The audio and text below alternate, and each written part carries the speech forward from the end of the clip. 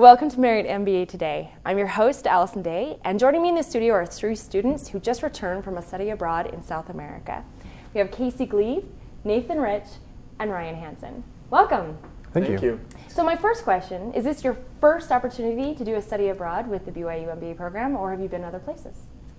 And anyone can answer. This was my first trip. I'm a first-year MBA student studying finance, and this was my first opportunity to go study abroad. And what made you decide to take hold of this opportunity and run with it? For me, I also served a mission. We were going to Brazil and Argentina, and I served a mission in Rio de Janeiro, so there was a direct connection for me to be able to go back and visit my mission. So I had kind of this internal drive to go, as well as going down and learning more about the economy. Great. Casey? Second, Where'd you go on the first one? Asia. Okay. It was fantastic. And so was that part of the reason that you decided to go on to the South America trip as well, or? Yeah, being able to travel with the Daniels and to be able to build new friendships with people that I otherwise wouldn't have relationships with was a main driver for me. Great. And Ryan? This was actually my third trip. The first one was last year at this time to Europe, and then I went with Casey to Asia, and so this is number 3. So you're hooked. I'm hooked. I would go, if I could, I'd just stay a student forever and just keep going. It's been amazing. Nice. So you had some expectations when you decided to go on this trip. Did they meet expectations, exceed expectations? What do you guys think? For me, far exceeded. Before going into the business school, I never had any aspirations to do international business at all. I didn't speak a second language, and so I thought that was the end of it. But going and meeting with different business leaders in different countries, I've realized many of them, when they initially came to that country, didn't speak the language. And just like a new job, you don't know what you're doing. They're just in a new country. They don't know the language, but they learn. They figure it out. And so I realized that I could do that too. And so for me, that was one of the big eye-opening things for me. That's really neat.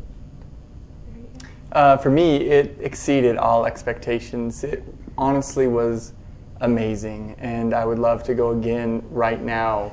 As much as I really love school and studying, I really do, it was an experience that I'll never forget.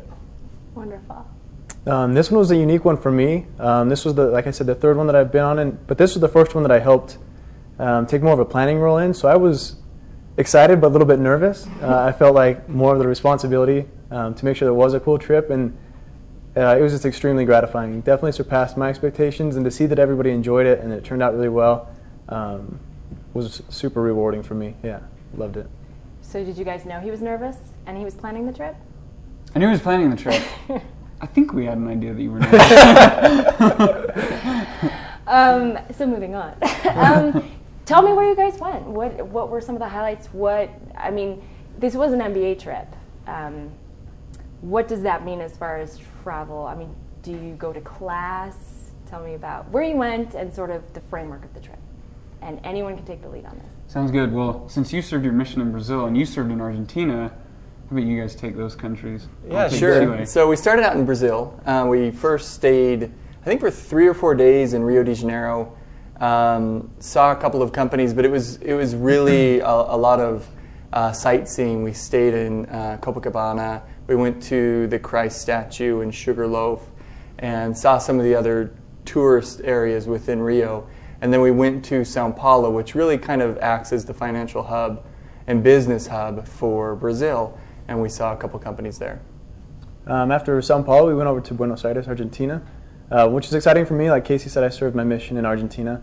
But to have the chance to get to know Buenos Aires was really awesome. It's an amazing city. We got to see a lot of the architecture, but visited some really cool businesses there as well. Saw a lot of the financial side, and got to understand a little bit more of the challenges of the economy there. And the way overall these trips are designed is to spend about a third of the time visiting businesses and networking and getting to know people down there. A third of the time having cultural experiences, and then the other third of it's kind of having a chance to explore and get out and see the real world. So, yeah, that's kind of how we divided our time out there. Sounds fun. So, if you had to pick a moment from the trip, what would it be and why? We'll start with you, Casey. There are a lot of moments. Let me just highlight a few. And I can't pick one. Being on the beach in Copacabana was absolutely incredible, and to do so in January, that's really hard to beat. Yeah, so it's nice to get out frozen Utah, especially for a skinny guy like me. One of the business visits in particular that I really enjoyed was a company called Pão de Açúcar. They're the largest retailer in Brazil, and it was fascinating to see how they were competing against Walmart. We also visited Walmart, and the two cultures couldn't have been different in the companies. One was trying to alter the Brazilian culture and kind of impose a more American-style form of business, and they were really struggling. Pão de Açúcar, they were all Brazilian, and they knew the struggles of Brazil. They were used to that stuff. They were used to the logistical and political challenges, and they just ran with it. And I think that's why they're the number one retailer. It was fascinating for me. A couple other things that we did. We went and saw a musical, The Man of La Mancha, in Buenos Aires. It was in Spanish. I didn't understand it, but it was my favorite musical, so it was so much fun. And then there were a few of us who went over to Chile, and I think my favorite thing there is we did horseback riding in the Andes Mountains. Oh, wow. And it was as incredible as you might expect. So, just really memorable experiences. I'm feeling pretty jealous right now. Ethan? For me, I really enjoyed going to the beach in Rio. As a missionary, that's not something you get to do. And so it was really fun to go out and kind of experience that side of Rio that I never got to for the 2 years while I was there. And then the other thing, outside of really trying to connect with a lot of the businesses, we went to Foz de Iguaçu, the Iguaçu Falls. And we got to go to the Brazilian side as well as the Argentine side. And that was a really amazing experience, and one that I didn't expect to kind of touch me in the way that it did. Great. Thank you. Thanks for sharing that. Ryan? Everything they've said, absolutely. I think one of the moments I'll never forget from this trip, referring to from the Argentine side, Iguaçu Falls, as we went, we'd seen the falls from pretty much every angle. And the last angle was kind of the pinnacle where you walk across this platform, and it's a walkway that's probably a third of a mile long or so. And we were probably 200 yards away from the pinnacle where you're standing over top of one of the biggest waterfalls in the world. And the rain starts to fall. We're like, oh, we're going to get a little wet. The wind picks up, no big deal. About 100 yards out, the rain started to turn into hail, and the wind turned into, it felt like hurricane gusts, and everybody stopped walking. Everybody was hiding because it was literally painful to feel any of that hail. Some people made it to the end, some people didn't, and we had to hurry back. But then a couple of us actually ran after we cowered away. The sun came out and it became beautiful again. So a couple of us ran out and were able to see the pinnacle and see the Iguaçu Falls from the top. And it was, I don't know, that was a really awesome and unique experience. I'm glad that ended well, because my next question was, what would you tell people who are considering maybe taking advantage of these study abroad trips?